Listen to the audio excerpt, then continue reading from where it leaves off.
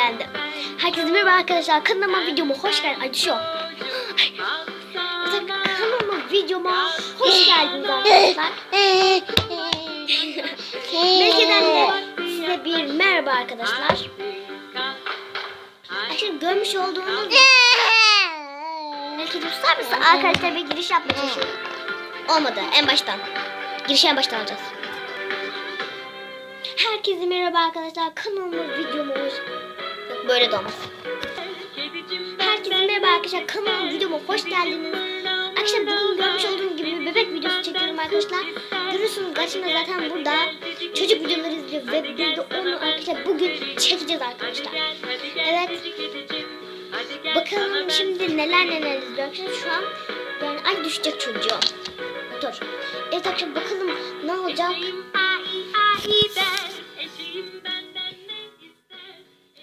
Böyle oturdu kucağıma yani.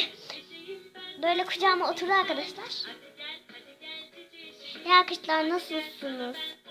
Sınavlarınız başladı mı? Bizim başladı. Şu an dün arkadaşlar yok dün müydü?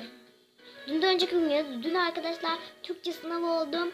Bugün de matematik sınavı oldum. Sonra bilişim sınavı var arkadaşlar. Haftaya bilişim sınavı var. Haftayı salı. İnşallah sizin de iyi geçiyordur başladıysa. Çok tatlı oturmuyorum arkadaşlar ya. Baksanıza. Tuna bak Tuna oturmuş tuzağıma. Ayaklarını tallıyor böyle.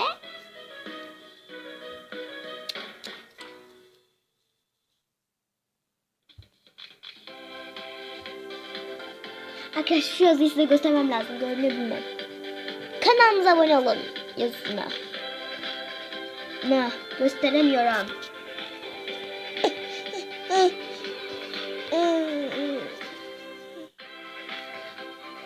Ne oldu annem? Ne oldu? Ne oldu? Ne oldu? Bana öyle böyle boş bakıyor arkadaşlar, çok tatlı. Mis gibi de dalin kokuyor. Köpeğim benden ne ister? Arkadaşlar şöyle yapsam mı? Geliyor, ışık geliyor yani. Şöyle yapsam. Dur bir dakika ne geliyor? Bir şey arıyorum babacığım. Böyle yapsam. Görünüyor mu? Tamam hayır. Sokayama hayır. Kasayı vurma anneciğim. Arkadaşlar bu arada ben birazdan karşımda beraber muhtemelen şarkı söyleyeceğim. O yüzden birazcık kulakları sıkayım yani. Şöyle kaçır mısın ya? Bütün ekranda bu kodladı. Melike'nin mi olsun kanal yani? Melike? Yaramazlıklarına bakın onun neyle uğraşıyor şu an. Yoğurt yemişti arkadaşlar.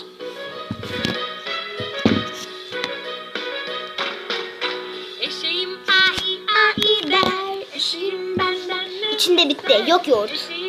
Bitti. Eşeğim benden ne ister?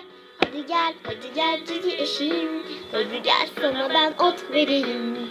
Aman üstüm batacak. İçinde yok ki, bitti bak.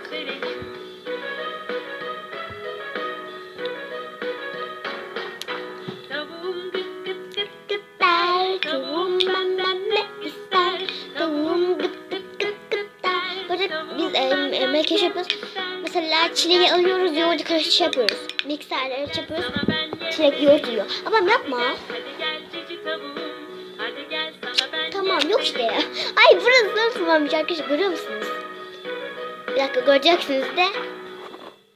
Şu ekranın ışığı değişti. Ha bak. Annem durur musun? Göremiyorum ama. Çok da sinirli ama. Babacım durur musun? Hoppa. Arkadaşlar zaten dediğim gibi bu video zaten arkadaşlar gelişi güzel yani. Bu video arkadaşlar zaten böyle hani direkt çekilmiş bir video. Direkt yani. Hiç böyle planlamadım yani. Karşımda oynuyoruz gibi. Öyle bir video oluyor mu anlayamadım şu an arkadaşlar.